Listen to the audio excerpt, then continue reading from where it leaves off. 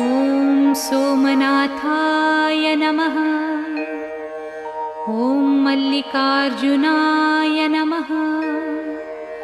ॐ महाकालेश्वराय नमः।